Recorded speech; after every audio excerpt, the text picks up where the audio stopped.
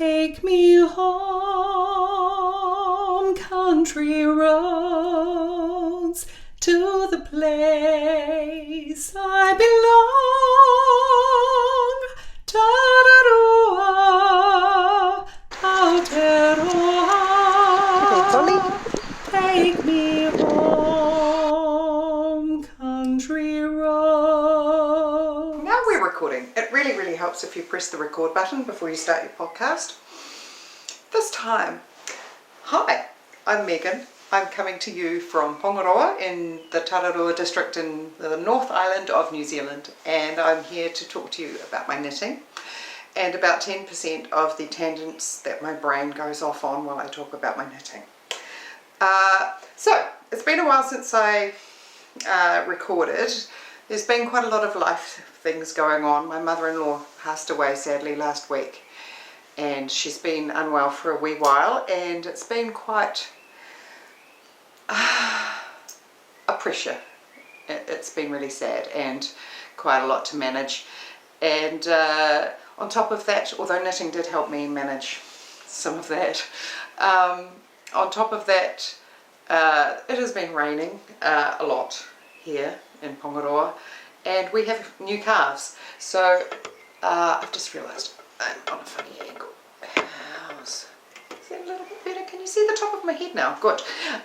Yes, so we have new calves, and they have been sloshing around in the mud and becoming unwell, and that has caused a lot of stress and extra work, and that's just farming really. And yeah, life has been quite full on, but here we are. It's been sunny for 2 days now, so I'm absolutely hyperactive. I'll try not to talk too quickly and get too red, although I did put makeup on my ears this time in the hope that that would cover that up. Of course, I've now told the whole world.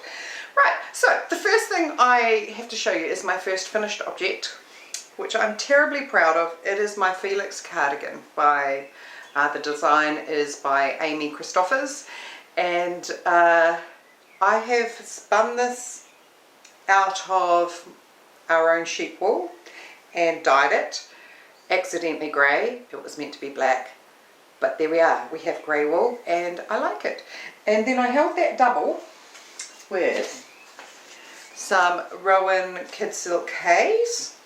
Ta-da! That's what I have left of my 4 skeins, 4 25-gram skeins. Very soft, very lovely. And this is 70% mohair, 30% silk. And somewhere on here should be what shade it is, but I have the wrong contact lenses in. Can I see that? No. It's, oh no, here it is. Shade 00605. It's quite evocative, that, isn't it? So there we are, 00605, mixed with my random misdyed, but very proud anyway. And the first time I also carded on my Ashford drum carder. So all of it's been a fantastic experience, and it's come up really well. It seems it's perhaps a little larger than it needed to be. And I don't know, I did gauge swatch. I don't know whether that's me being a little, I'm so scared of making something too small, and I will always wear something if it's too big. But I think this should have been a little more elegantly proportioned. But there we are. I will stand up a little bit. Hang on, maybe I'll sit on the side of my chair. And you'll see it's got these lovely raglan lace detail there, like little chevrons coming up there.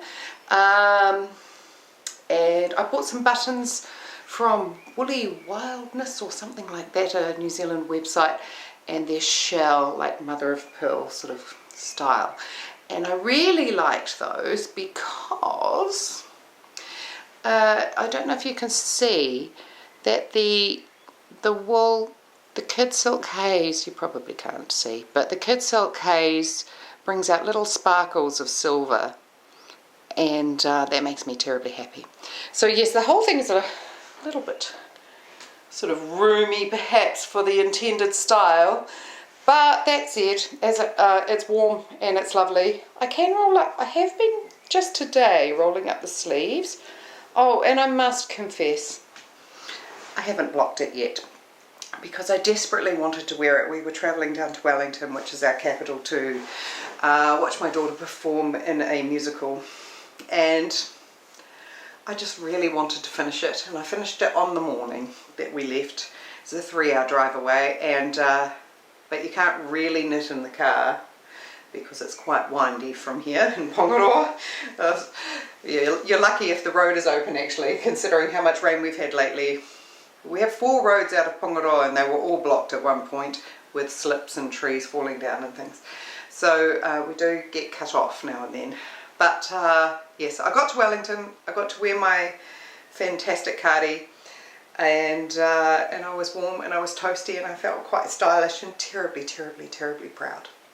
So there we are. I learned a lot of things. I got to practice my, it's the first time I've ever made a cardigan because I am a bit of a beginner, and tubular bind off, it definitely improved as the process went on. I think there were a few places where I got, with the first time I had to do it right across the bottom, I think I got a bit lost now and then, but I started to be able to see the pattern, even if because there's 5 steps for every two stitches that you cast off, and if someone interrupts you, and there were many, many stitches around the bottom of this cardigan, and if someone interrupts you, which happens all the time in my life, yeah, you can get a bit lost until you start to recognise where you were at and know where you, what step you should be doing next.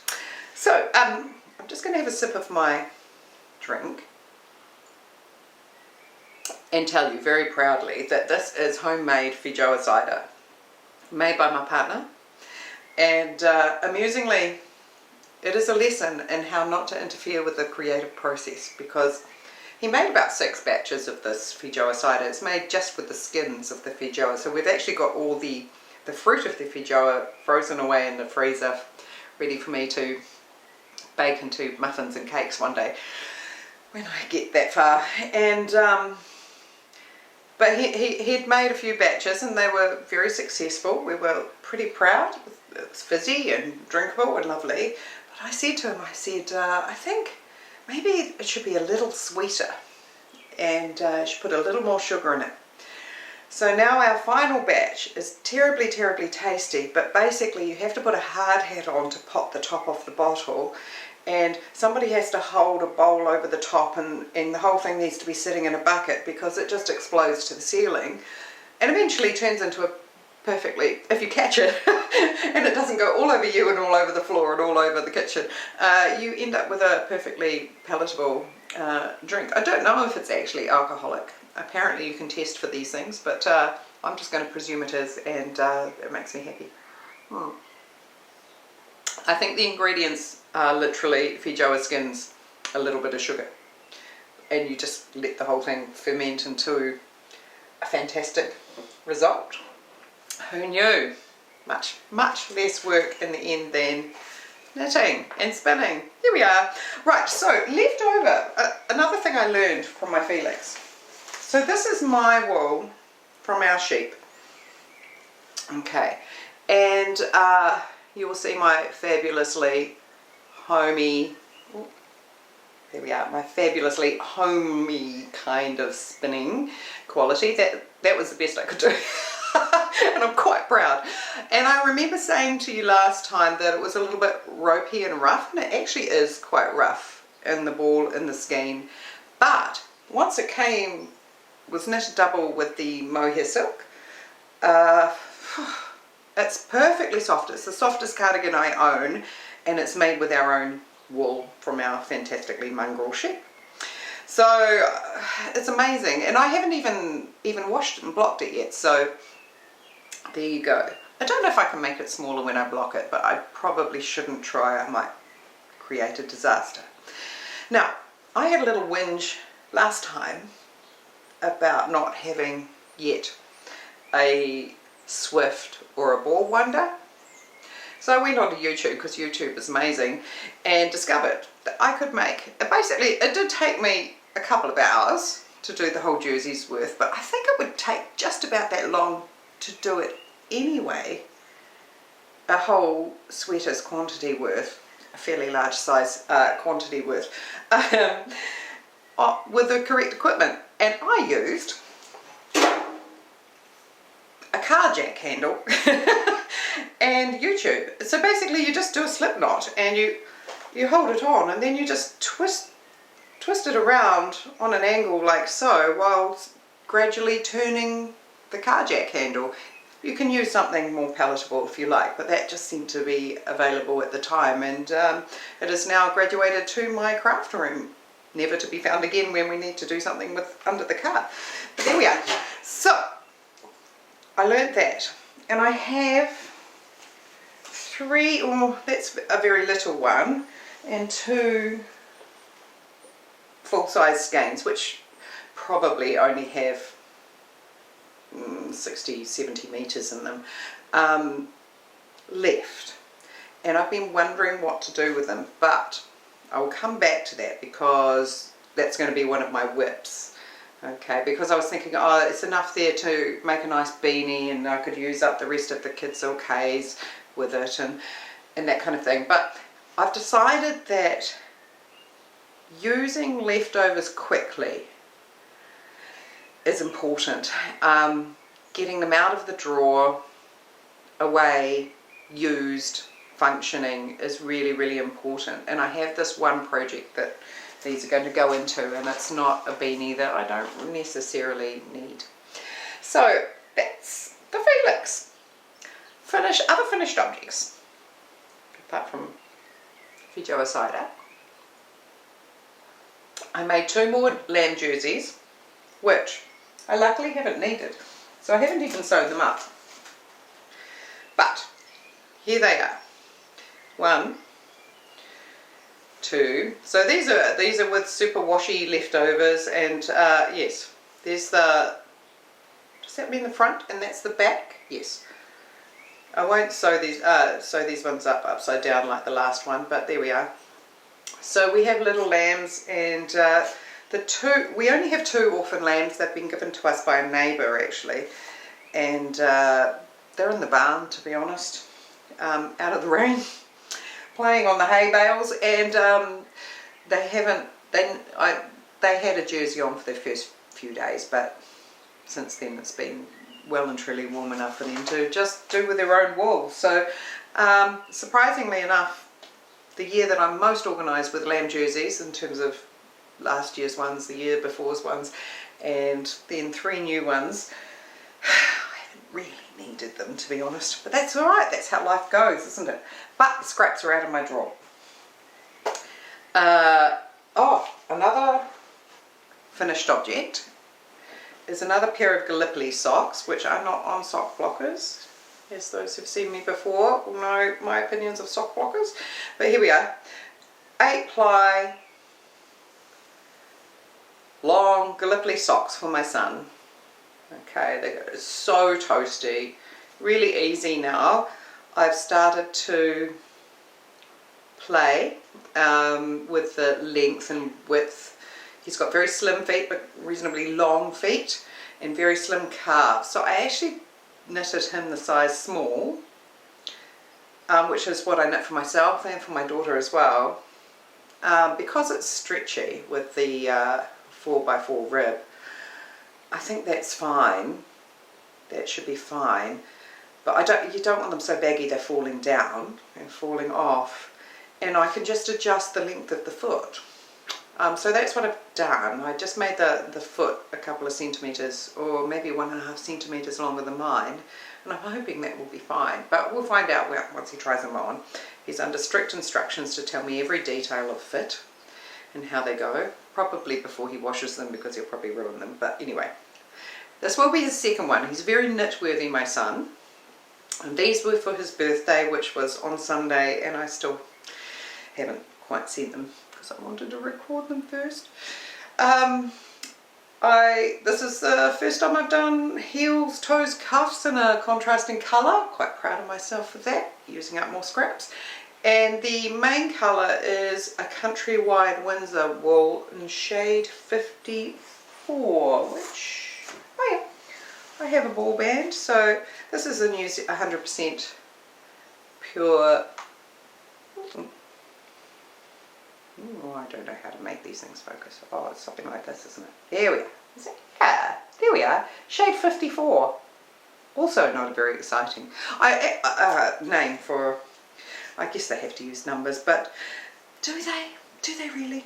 Anyway, I think this variegated colour is discontinued because I did pick it up out of a bargain bin in Evans and in Masterton. So, but you get the idea. It's fun to use it. It was really fun. It's pure wool. It's soft. It's fun knitting with professionally produced wool as opposed to my own spinning. But there we are. Right. And the final finished object. This one is another scrap buster. Now, it is called the Clayoquot Toque. I hope that's correct. I did just Google how to say that, but I think I've got it right.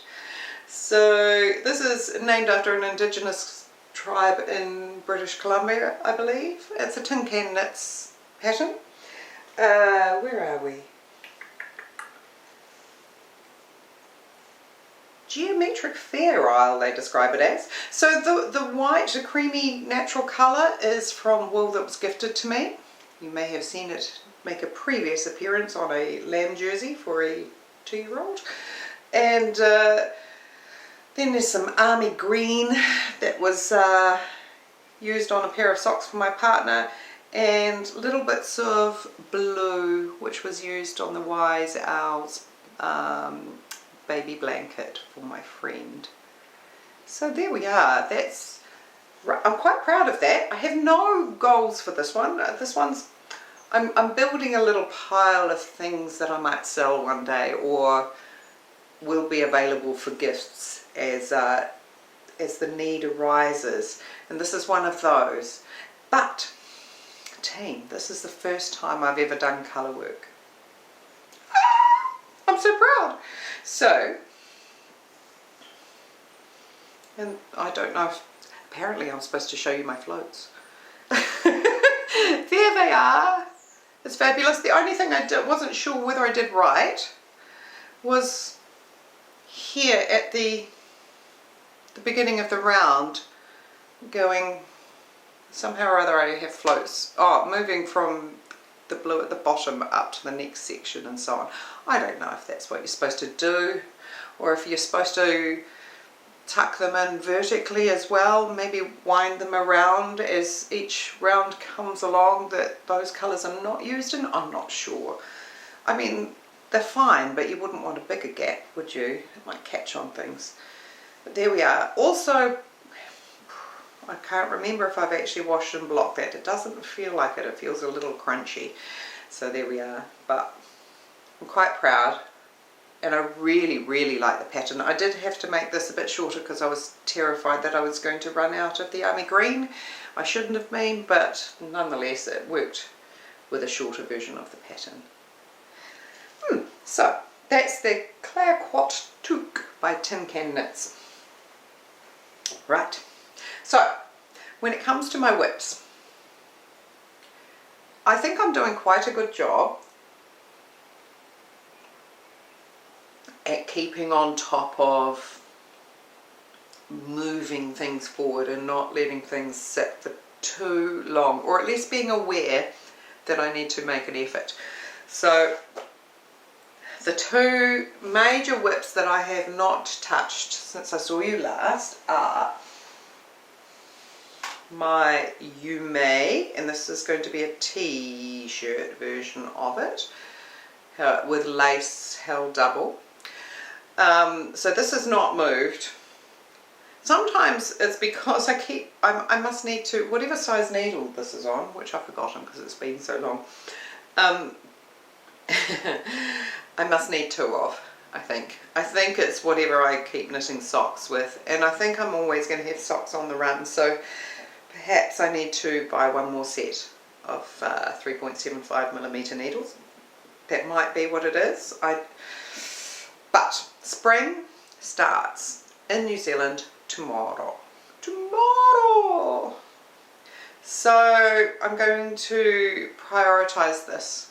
I really am. My spring knits are going, I have two planned spring knits. This is one, and the other one I will tell you about shortly.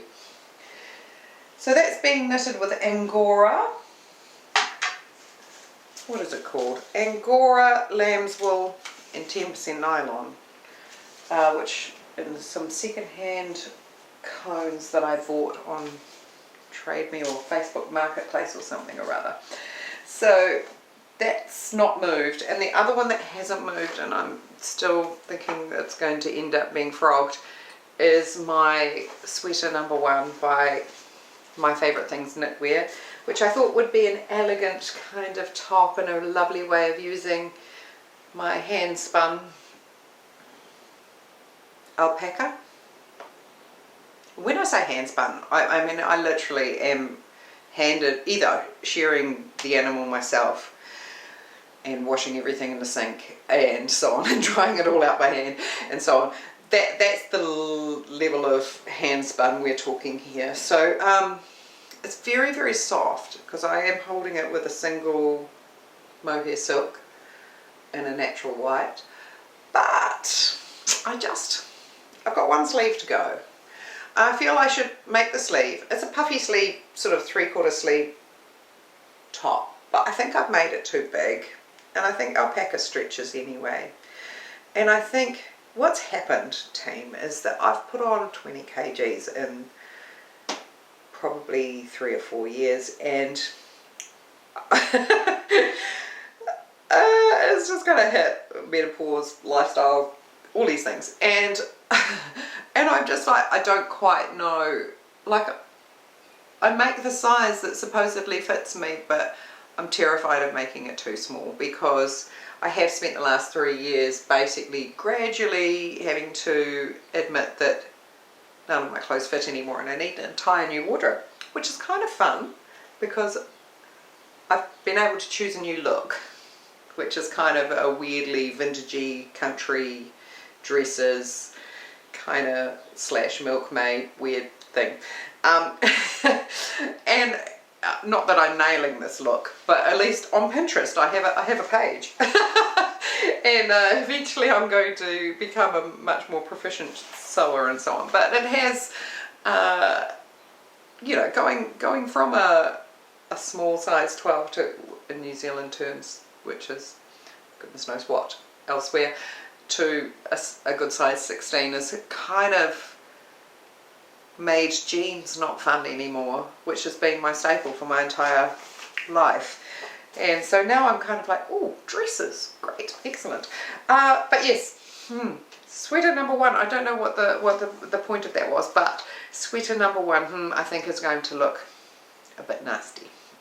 So I think it's going to end up being frogged, which is going to be tricky because it's held double with a mohair single. Maybe I'll keep it all together, you know, as a joint strand, because it's a single alpaca that I've spun as well. And I just think I'll make a mess if I try and separate it out. So, what do you think? I think I should grit my teeth, finish the final sleeve, put the darn thing on, and then have a think, or a cry. I've left it long enough that I don't care so much. You know how sometimes you sit an exam and you don't get the results for like 3 months, and by the time you get the results you don't care if you fail or pass? Yeah, it's about there. I've left it, I've hibernated it for a few months now actually, and I just need to get it done and then make a decision, because it's obviously not a decision I want to make, otherwise I would have frogged it earlier. Anyway, my third whip that I'm going to show you, I actually have about 100 whips of all sorts of different crafts sitting around me in piles because I have a disorganised craft room. No excuses for that except a slight lack of furniture and a lack of desire. so my third whip is, oh yes, so every time I finish, I have a little cabin that when we first bought this land, it was bare land, and we built a little 10 square metre cabin and lived in it for 2 years. Yeah, no electricity, a cold kitchen tap outside, a composting toilet that I built myself in a carpentry class, quite proud of that, and yeah, so we lived in that, and it's now a little guest house for when friends come to stay, and we're slowly finishing it off and making it nicer, and I'm making a big blanket. So every time I finish something with any kind of natural wool or any homespunny type thing, then I start knitting these corner to corner squares, really roughly, on 5mm needles generally. So I mean, here's some black alpaca. Such a great colour, isn't it? It's like pure black, and that's just naturally the colour of the animal. Love it. But yes, so far I've got 18 squares, you know, and they're as rough as anything. I can't even remember what the measurement was that I started with, so I now just kind of, like, some of the squares are completely different size to the others. So what I will have to do is be quite creative with my crocheting them all together. I'm thinking of doing them a checkerboard style, like white, you know, natural sheep colour for every second square, because I have so much of this. Oh, there's a yogurt in there. I wonder where my lunch went. Oh, I hope it hasn't been there too long. Yes, so this, I've got lots of this left over from a massive jersey that I knitted for my partner and overestimated how much wool I needed to spin up. Yeah, so like this is a natural colour sheep wool that I've spun up, and this is an alpaca. That's the colour I used for my, mixed with a tiny bit of this wool. That's what I use for my no frills sweater.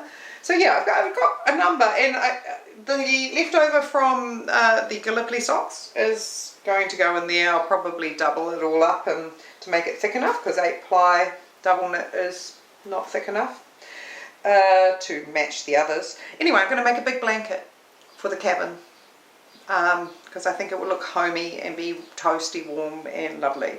So this is being held artistically, team, in a dog black bag. It's a bag that I got free when I took my puppy to the vet for the first time, well, probably the only time, and it held, you know, the free dog bowl and treats in it. So yeah, it's all style out here in Pongaro, I tell you. Yeah, so this comes to the final whip that I want to share with you, and that is, I did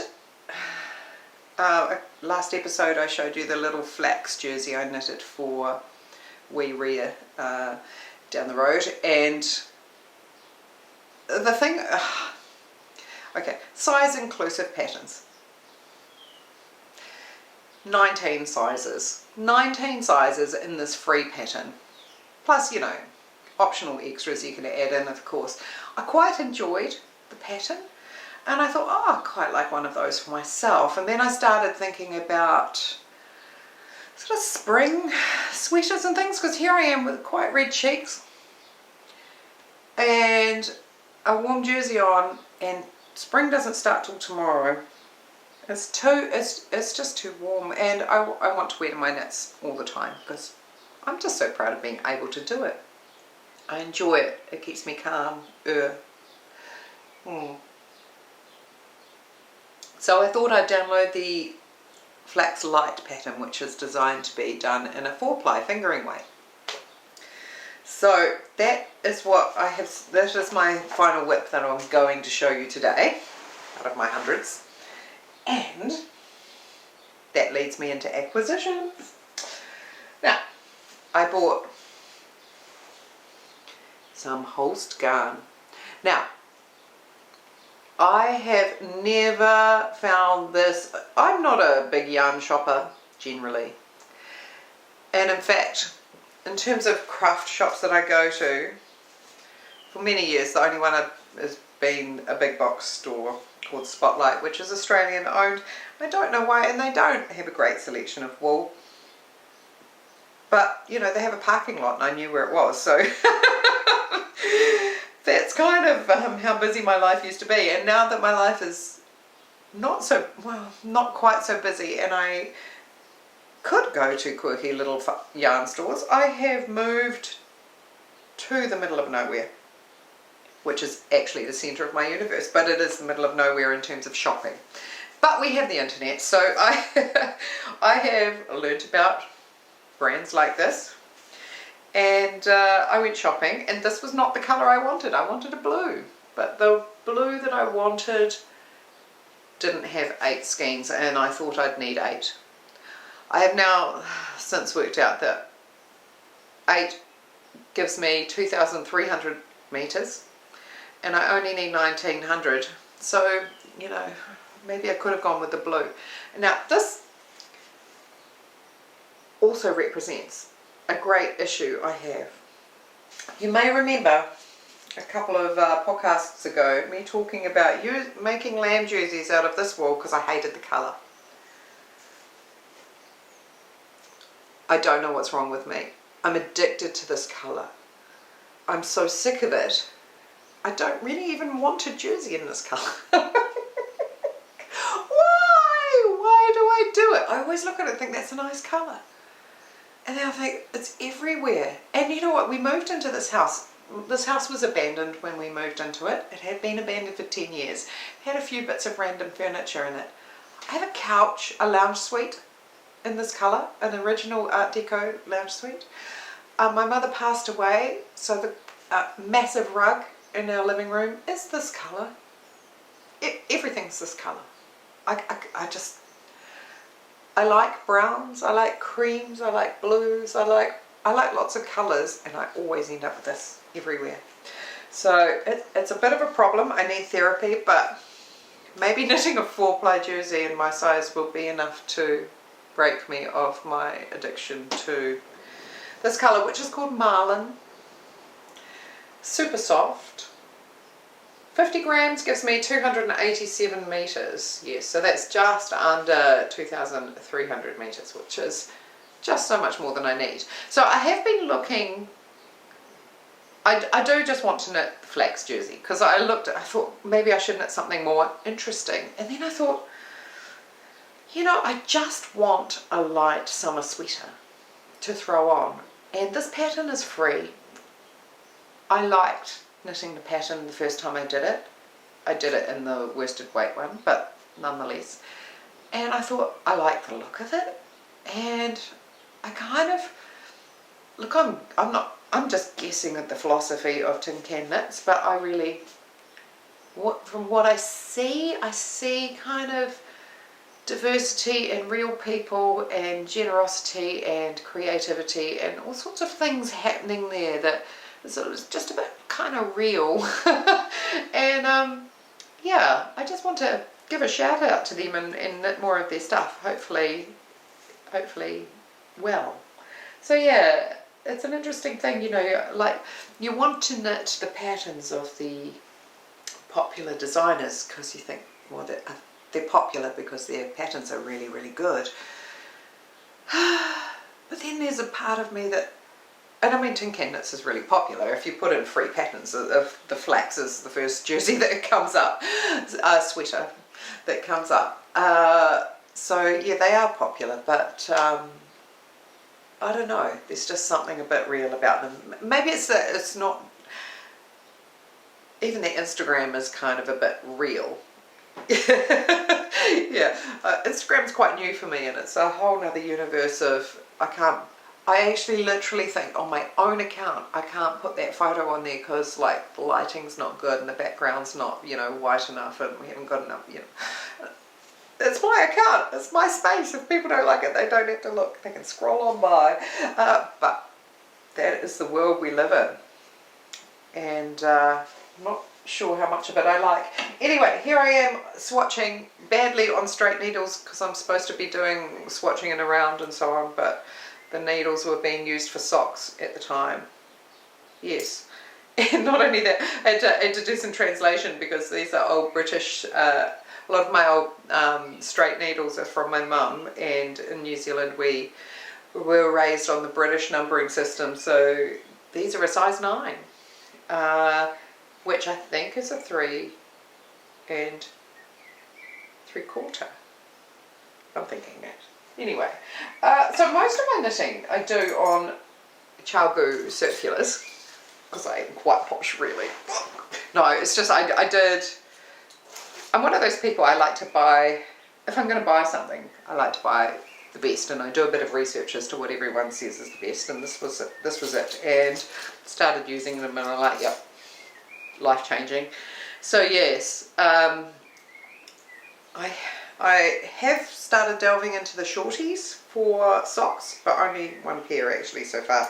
But yes, I've just been buying them as I go. I didn't want to buy a whole set because I didn't want to invest that much in one go, and so I just, every time I come to a new project, I check my little inventory list as to what I have and what I don't have, and make sure I have the needles needed and cables. But what I love about it is all of my needles fit into this teeny tiny pouch, teeny tiny pouch, and I mean it's the same size as my Notions pouch, which with everything else in it. So that's amazing, isn't it? Like if you could just throw every needle that you own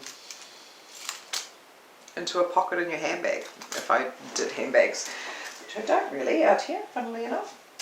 Now, there's my needles, that's my finger. So the FLAX light, yes, my swatch still in progress, so I haven't actually measured it yet, and I certainly haven't, in fact I've never actually washed and blocked a swatch. That just seems a little pedantic for me. However, because I'm not feeling the drive to get started on this one as much as I thought I would, because I've picked the wrong colour.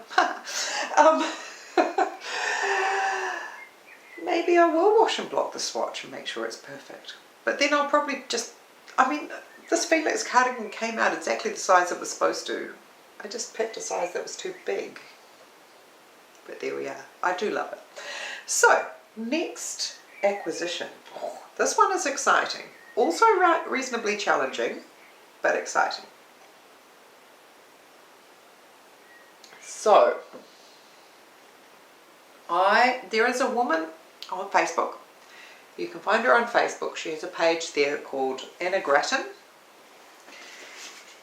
Gratton, and we'll link the details below. Oh, she does have a website. There we are. But I think she basically posts most of the photos of what she has available on her Facebook page. And she has the Little Wool Company, and she produces wool from the sheep, basically to various stages of finishedness. And so lots of, you can buy things in cones, lots of brushed mohair, you can buy linen ready to spin, you know, just lots of spinning fleeces and lots of different natural colours, mainly Corriedale. And yeah, but she also, I don't know if she does her, I actually don't know if she does her own dyeing or someone else does the dyeing for her. But anyway, she, you know, they produce, you know, all different weights of yarn, hand dyed. So the whole MegCorby, basically. I'm looking at the price list here, and awesomely reasonable prices. So yeah, just very, very interesting stuff. And I thought, seeing as I've only spun my own mongrel sheep wool and some alpaca from the lady down the road, and yes, some coloured fleece from the guy next door, that I would try a professionally sort of carded kind of doozy. And I've been following her page for a while. She was recommended to me by a woman at the pub who is currently away doing her, oh, what's it called? Like wool grading certificate or something where you learn all about how to professionally, because I've got a big farm, how to grade the wool for whatever. I don't know. Anyway, so I bought this stuff here. And of course I overestimated how much I needed, but potentially I won't be able to spin it thin enough, so I will need all of this. This is a colour called Honeydew. Now, can you see little bits of caramel? There's a natural whitey cream, but there's also some yellow. And there's also, oh, you can just about see it there, some sparkly, there's silk in here. 20% silk, Tussah silk. I don't know what Tussah means. I haven't looked that up yet. So yes, it's got sort of brown. I imagine they're natural colours, apart from the yellow. I'm thinking maybe. Yeah, so we've got some darker browns, some creams, and some yellows in there, and the sparkly silk. Oh, anyway, it's very, very soft. So I made the mistake of getting it out to start spinning it the other night, and I probably left it too late in the evening, which is any time after 6 p.m. when you get up at 4 o'clock in the morning. And there was some swearing involved. Now that is because it was so slippery compared to what I was used to. I'm used to like wool that's quite frizzy and kind of locks in together. It's full of lanolin, because a lot of the time I have been spinning in the grease, which means I spin it before I wash it, because I found that was when I was doing a lot of hand carding, and I found it was much easier to set the staples, you know, the bits of wool up on the hand carders in a nice line if they hadn't been mucked around with. And the minute you start dunking them in water, they start to sort of separate and frizz, and you know, you get random bits of fluff everywhere, and that didn't work so well.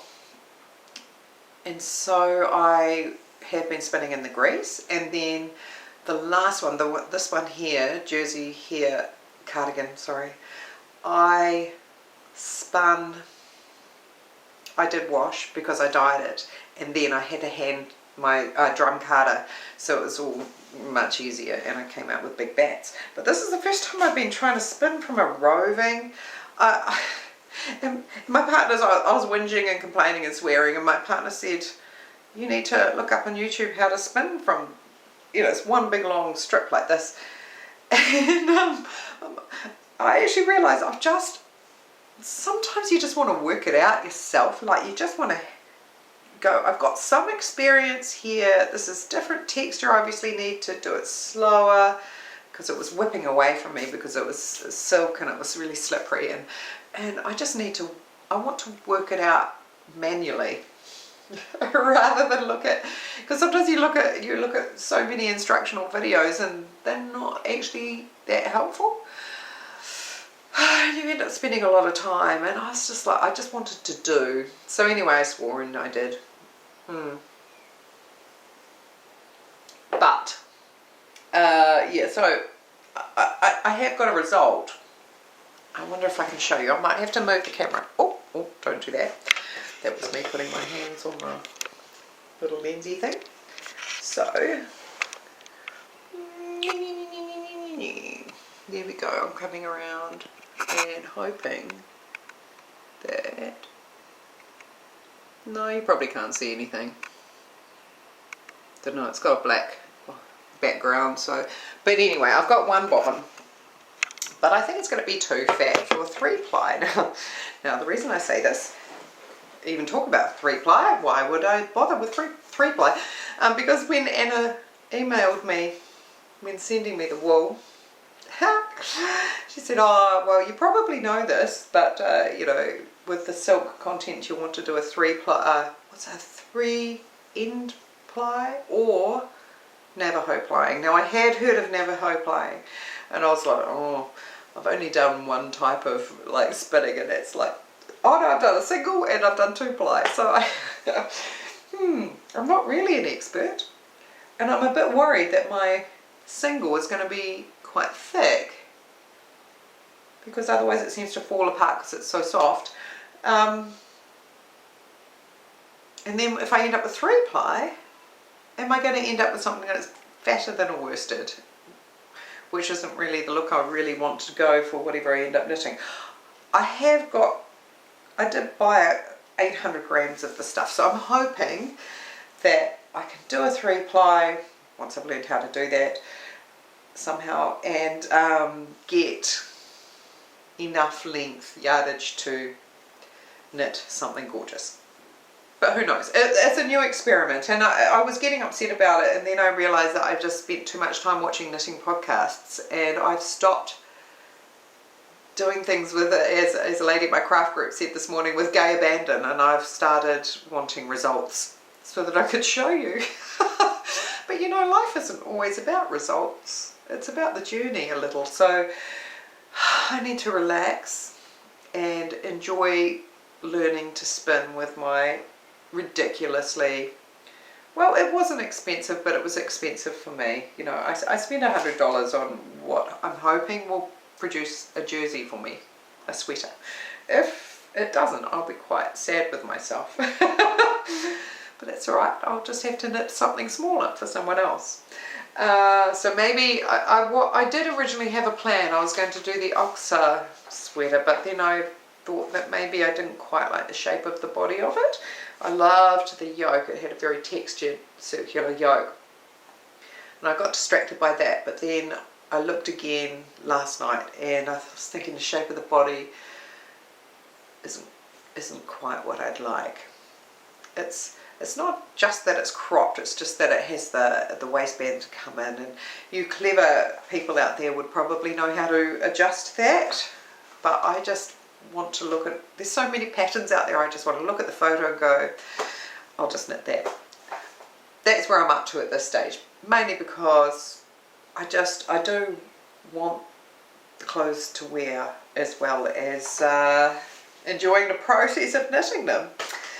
So yeah, that's basically me. That's what's been happening in the last month. Quite a lot of knitting, quite a lot of thinking, a few life changes. I've stopped one of my jobs that was causing me a little bit of stress, and just quietened down. Of course, I'm going to be ridiculously poor. It's a bit of a problem, but I keep thinking if I just get better at veggie gardening and so on, then maybe I can offset some of the value that I was getting from this particular part-time job, which just required more personal interaction from me than I'm comfortable with.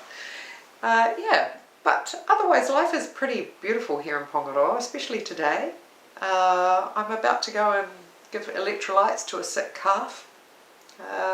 It must be that time. It's been 2 hours since I force-fed some milk into him.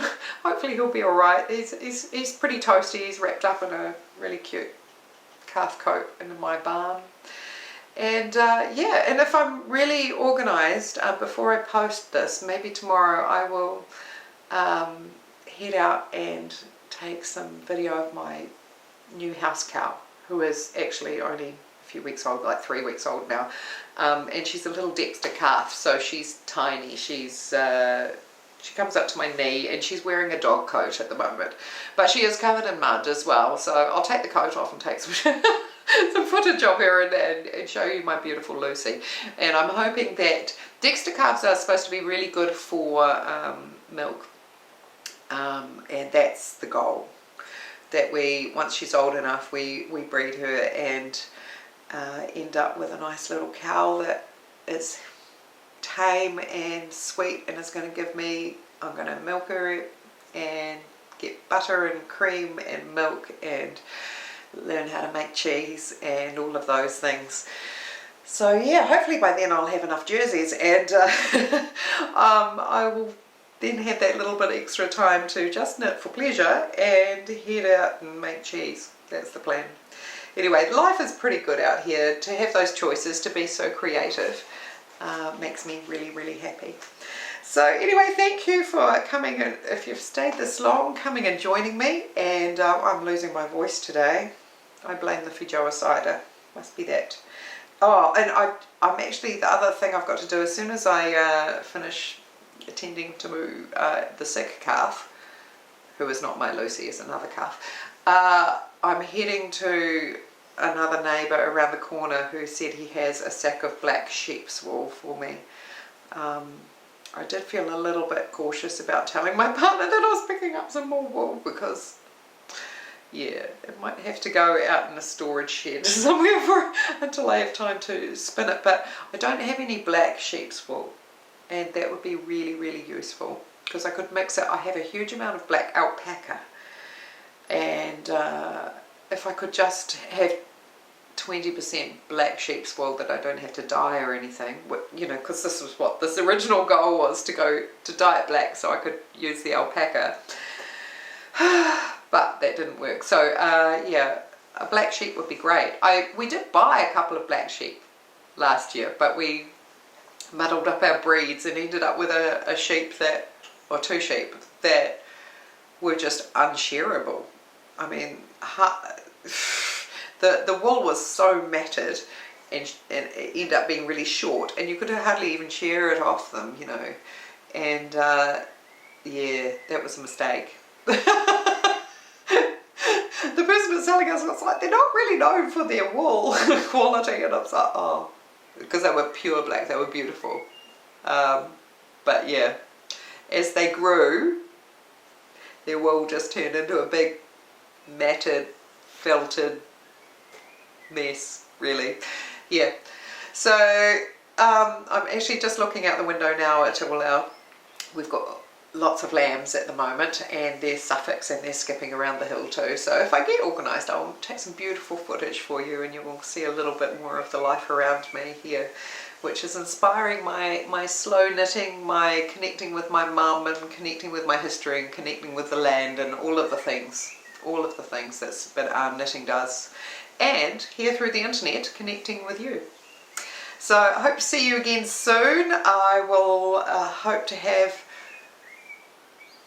a calmer month, or a calmer couple of weeks. I don't know how often I'm going to record, but something that is settling into a routine would be really lovely. Anyway, bye. Lucy, come here, little cow. Come on, little cow.